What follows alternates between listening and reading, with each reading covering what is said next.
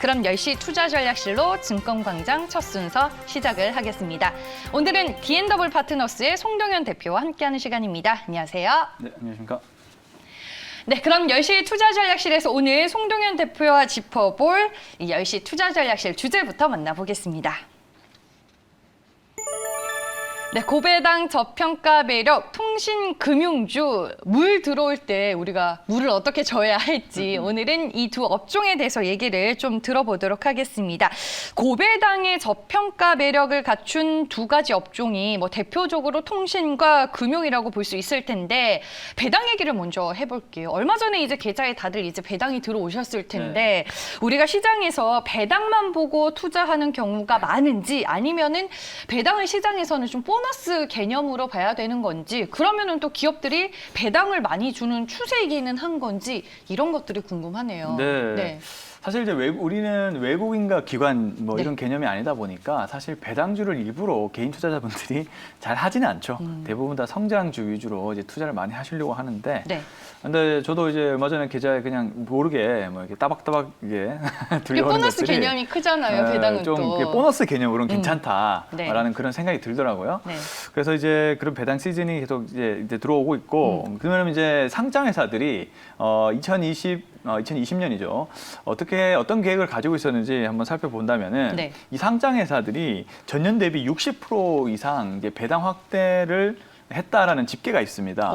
그 이유를 좀 봤더니 네. 이 코로나19 대유행 때문에 그 경영 난항에도 이 주주 환원 정책으로 일환으로 인해서 정책을 강화했다라고 합니다. 그 19년 대비해서 배당액이 60% 그래 증가한 게 수치로 네. 확인이 되네요. 네, 수치로 확인이 되죠.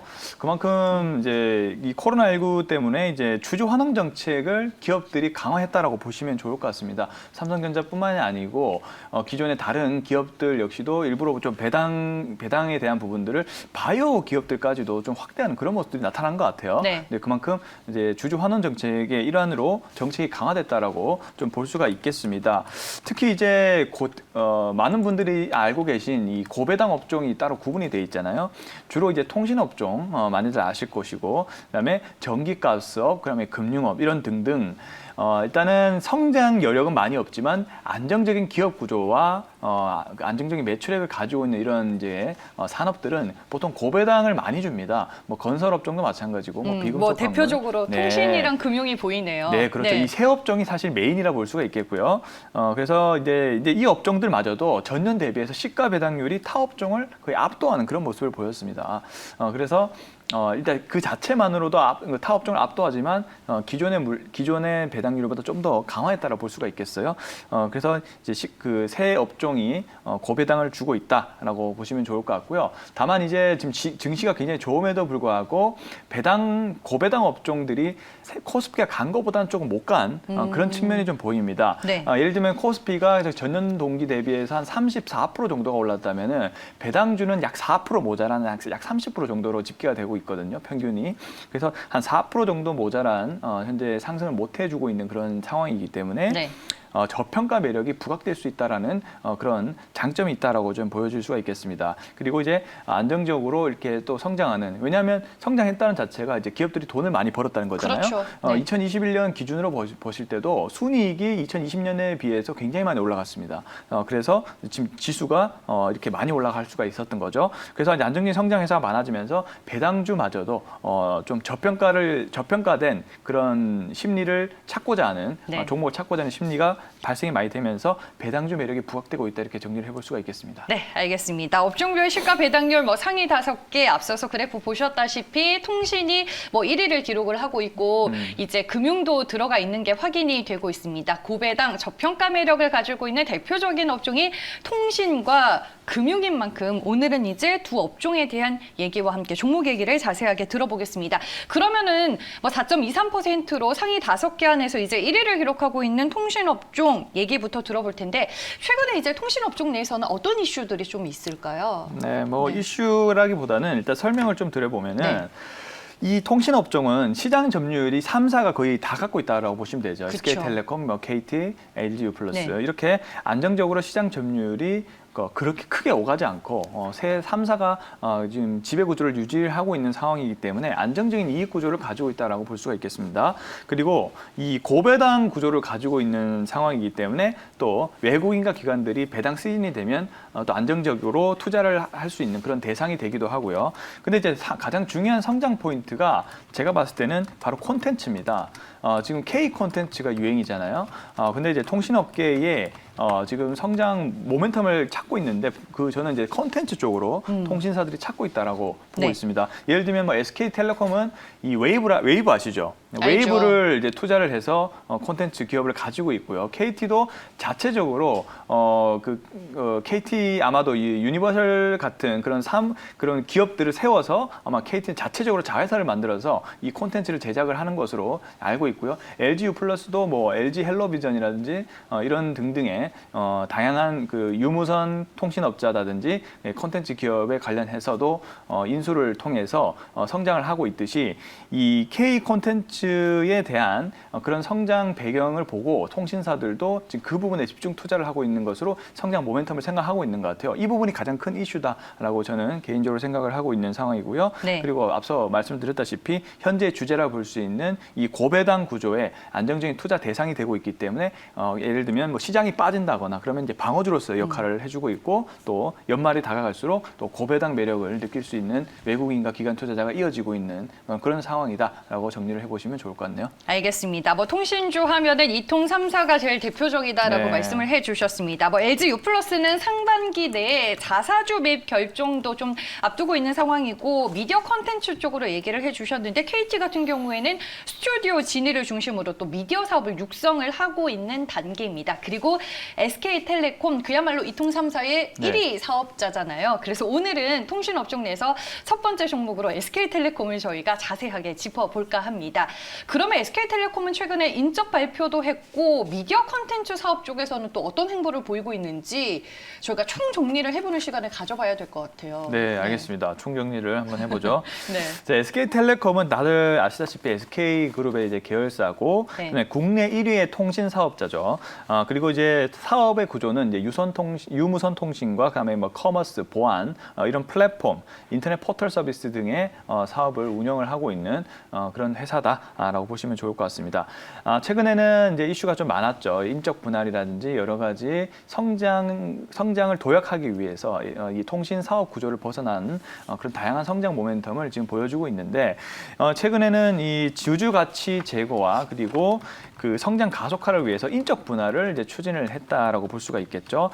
일단 유무선 통신 회사라고 크게 구분할 수가 있습니다. 그 안에 SK 브로드밴드라든지 SK 텔링크 등등의 유무선 회사로 나눠줄 수가 있고요. 그다음에 이제 반도체라든지 New ICT 같은 그런 보유를 하고 있는 투자 전문 회사로 인적 분할을 이제 추진을 통해서 일단은 성장 가치와 그다음에 저평가를 해소시킬 수 있는 그런 지배구조 개편을 진행을 하고 있습니다. 네. 그 안에는 뭐 ADT 캡스라든지 그 11번가 뭐 최근에 또 세운 팀앤 모빌리티 같은 이런 회사들을 세워서 신설 투자 회사를 만들었다라고 볼 수가 있겠습니다. 그다음에 이제 최근에 또 이슈가 됐던 것이 주 SK와 과연 이제 지부의 구조 개편을 어떻게 진행할 것인가 이런 부분도 좀 이슈가 있었는데요. 근데 이제 이런 부분들은 기존의 존속 회사와 그다음에 뭐 신설 회사 이런 지분을 동일하게 이제 배분을 통해서 이제 진행하겠다라는 측면 때문에 이제 주가에 좀 긍정적인 그런 평가와 있었다라고 볼 수가 있겠습니다. 결국에는 지배구조 개편 발표할 때 SK와는 합병을 네. 안 한다라고 못을 박아서 얘기는 한 상황이죠. 네, 그렇죠. 네. 그런 부분들이 뭐 이게 약간의 각 기업마다 다 상장이 다 따로 돼 있고 네. 지주의 그런 이제 희석 문제가 굉장히 큰 이슈잖아요. 그런 측면에서도 다 고려를 해서 일단 기존의 SK텔레콤 자체 인적 분할 상태에서도 일단은 존속과 신설 법인을 동일하게 주주 배분을 동일하게 해주겠다라는 그런 그런 계획이 발표가 되면서 주가의 긍정적인 흐름이 이어졌고요. 그래서 지금 주가의 흐름도 굉장히 안정적으로 흘러가고 있다라고 볼 수가 있겠습니다. 그다음에 이제 통신사가 새로운 성장 모멘텀으로 제시할 수 있는 것이 바로 콘텐츠라고 얘기를 드렸습니다. 근데 아마존 프라임이라든지 애플 TV와 계속 협력을 강화를 하면서 미국 특히 이제 웨이브를 통해서 이제 미국을 진출시키겠다는 계획이 있는 것 같아요.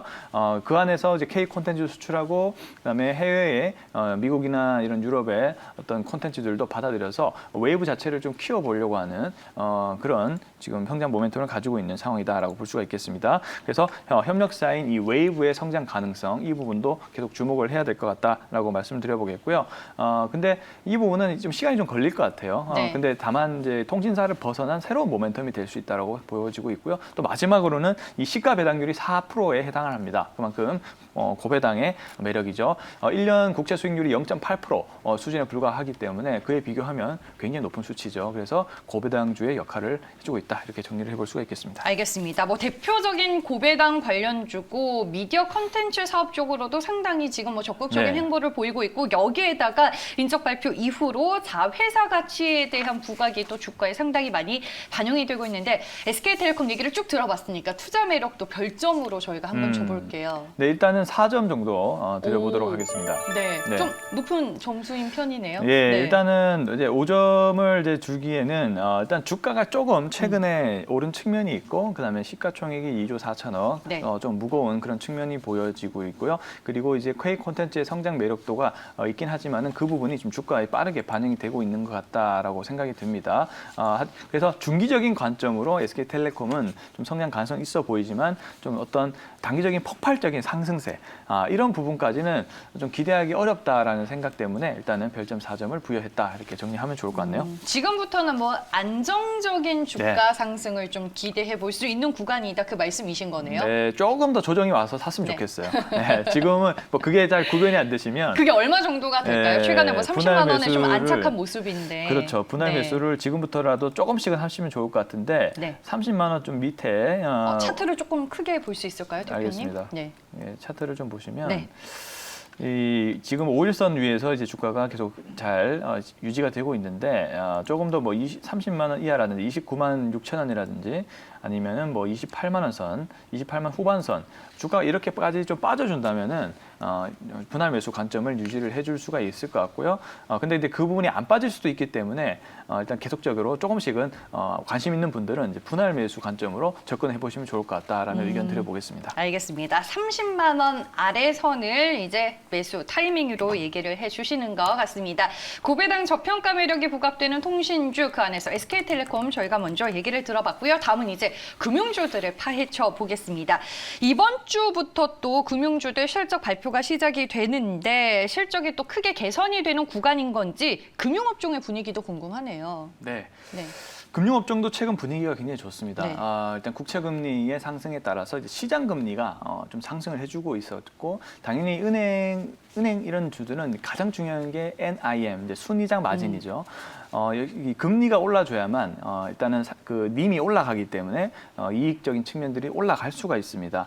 어쨌든 대출 금리 자체가 지금 부동산 수요라든지 이런 부분들이 뭐 대출이 제한적인 것은 많지만 어쨌든 부동산에 대한 수요는 많기 때문에 금리가 대출 금리도 좀 빠르게 올라가고 있다라고 볼 수가 있겠습니다. 근데 다만 예금 이자는 좀 약간 더디죠. 이자가 거의 안 붙고 있는 상황이라서 예대 마진에 대한 차이가 좀 커지고 있는 상황이라서 그 님이 전반적으로 상승을 해주고 있습니다. 그렇기 때문에 실적 개선세가 뚜렷하다 이렇게 정리를 해볼 수가 있겠고요. 특히 이제 몇몇 은행은 일단은 비은행 부분에 대해서 특히 증권사를 보유하지 않은 은행도 있는데 근데 대부분 이제 지주회사 합격은 증권회사를 다 보유를 하고 있죠. 즉 이제 비은행 부분에 대해서 이제 증권사를 특히 보유한 은행들이 실적 개선세가 뚜렷합니다. 지금 아시겠지만 그 증시가 가파르게 올라가면서 거래 대금이나 이런 부분들이 빠르게 늘어났기 때문에 비은행 부분에 대해서도 이익 개선이 뚜렷한 것이 또 은행주들의 특징적이다라고 볼 수가 있겠고요.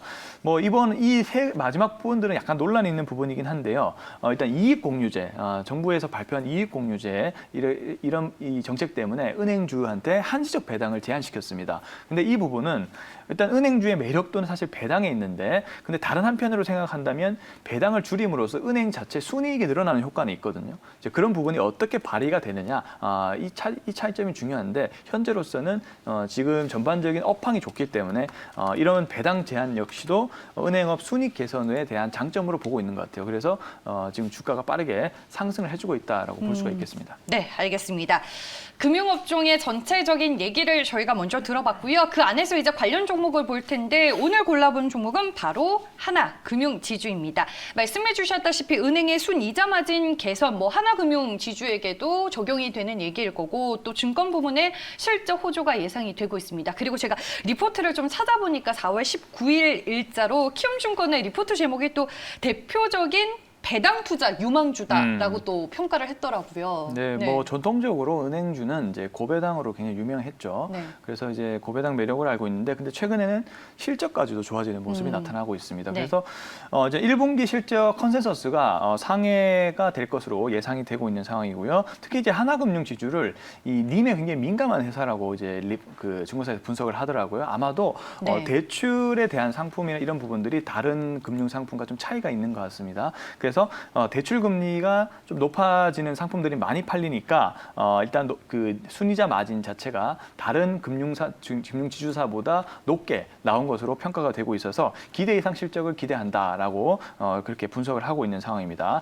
이 부분을 자세하게 본다면 이 예금 금리 리프라이싱 효과라고 하는데 이 부분이 계속 그 앞서 제가 살짝 말씀드렸지만 은행의 이자율이 리프라이싱 되면서 가격이 잘 안 올라요. 네, 그 대신 대출 금리가 빠르게 올라가고 있다라고 볼 수가 있거든요. 그래서 네. 대출 금리 상승에 좀 기인하고 있는 것이 순이자 마진이 상승하는 효과가 있다라고 이제 보여지고 있는 것입니다.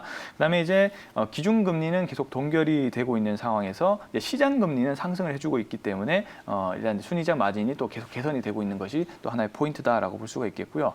그리고 하나금융지주도 역시 하나금융투자라든지 이런 비은행 부분에 대한 증권사를 보유를 하고 있고 카드사라든지 캐피탈 이런 비은행 부분의 사업을 보유를 하고 있기 때문에 비은행 부분에서도 지금 순이익이 약 30% 이상 증가를 할 것으로 예상을 하고 있습니다. 그래서 비은행 부분에서도 지금 이익의 추세가 강하다라고 정리를 해볼 수가 있겠고요. 그리고 이제 특히 이제 그 증권사인데 증권사의 또 하나의 새로운 사업은 새로운 어떤 모멘텀은요, 바로 신용 투자입니다. 네. 신용 공여가 계속 한도가 늘어나고 있는 상황에서 역시나 이 증시 상승에 따라서 증권의 신용 공여에 대한 상승 역시도 비은행 부분의 이익을 강화하는 그런 측면으로 반영이 되고 있다라고 볼 수가 있겠습니다. 즉 정리를 한다면 증권이나 등 이런 비은행 부분에서도 지금 성장이 이어지고 있다, 이렇게 정리를 해보시면 좋을 것 같습니다. 네, 배당도 배당이지만 실적도 더할 나위 없이 지금 그렇죠. 좋은 상황이다라고 표현을 해주셨습니다. 그러면은 두 번째 종목 하나금융지주에 대한 투자 매력도 확인을 해보겠습니다. 별점 몇 개일까요?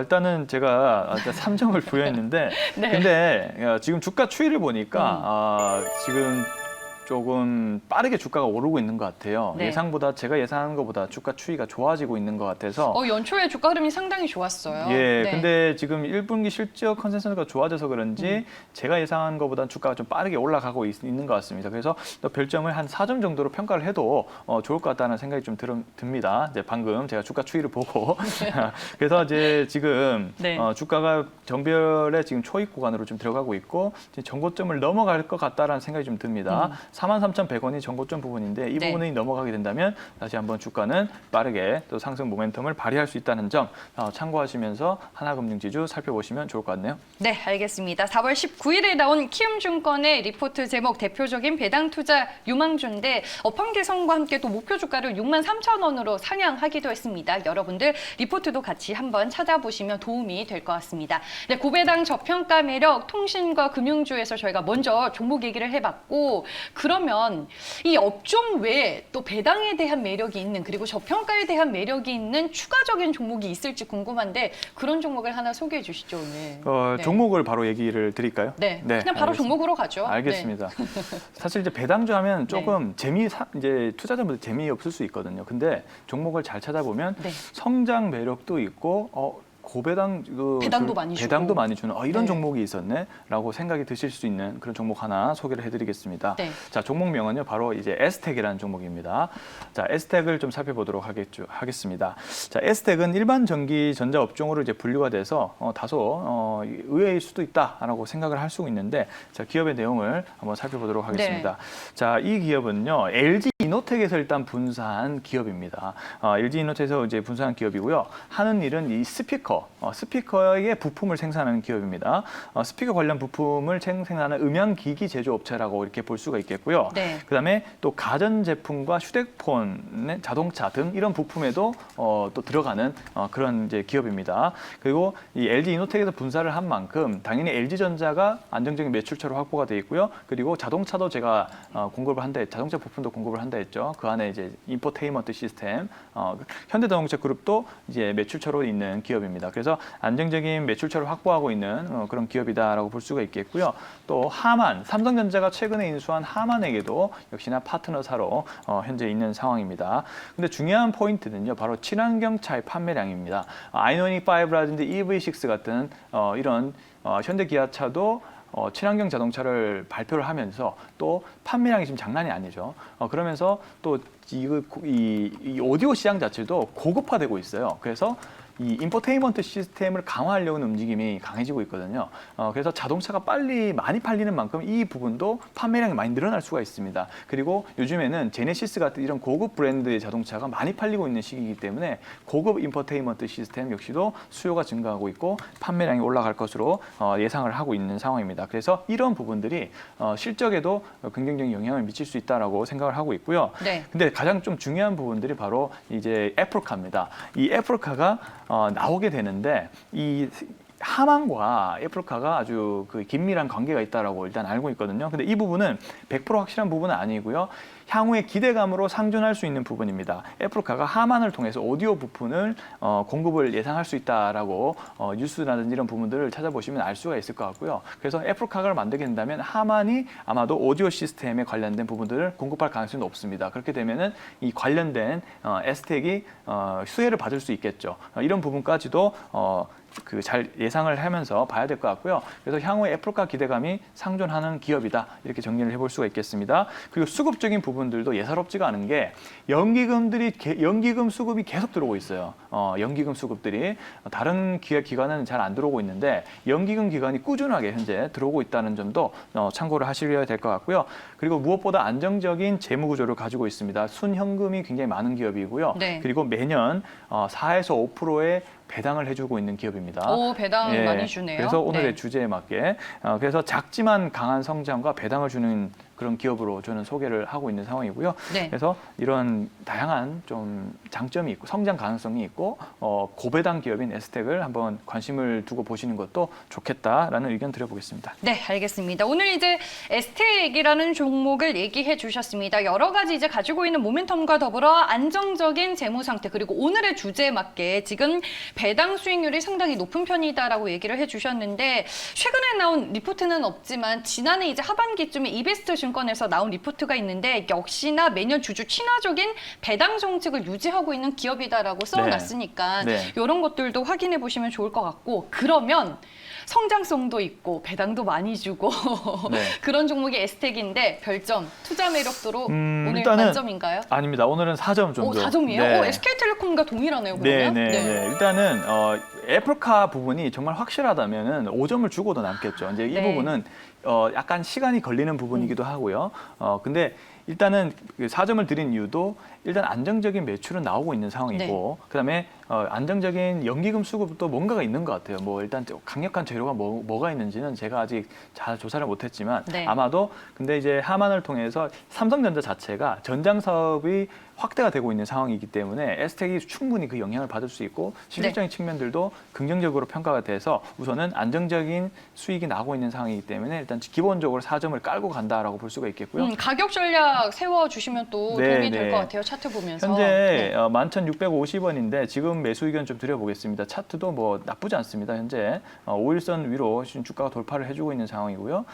그래서 이제 현재 관점에서 매수를 하면 좋을 것 같고요. 그다음에 목표가는 일단은 13,000원 제시를 먼저 하도록 하겠습니다. 1차 목표가. 그다음에 손절가는요 10,000원 제시하도록 하겠습니다. 네, 알겠습니다. 오늘 에스텍이라는 종목 얘기를 해주셨고요. 목표 주가는 13,000원, 손절 가격 10,000원이었습니다.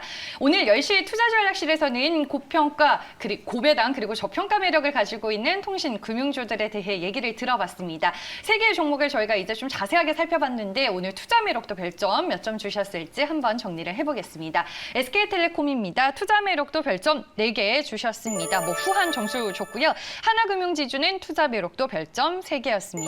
에스텍은 SK텔레콤과 동일하게 투자 매력도 별점 4개 주셨고요. 가격 전략은 일단 목표 주가 13,000원, 손절 가격 10,000원으로 잡아주셨네요. 네, 이렇게 해서 10시 투자전략실 저희가 고배당 저평가 매력 종목 찾아봤는데 별점 5개를 오늘 찾기는 조금 힘이 들었나 봐요. 네. 근데 이제 좋은 기업을 제가 이제 소개를 한번 해드릴 수 있는 기회 같아서 네. 한번 잘 살펴보실 수 있는 기회가 됐으면 좋겠습니다. 알겠습니다. 그러면 저희는 또 다음 이 시간에 함께 하도록 하겠고요. 10시 투자전략실은 여기까지입니다. D&W 파트너스의 송동현 대표였습니다. 고맙습니다. 네, 감사합니다.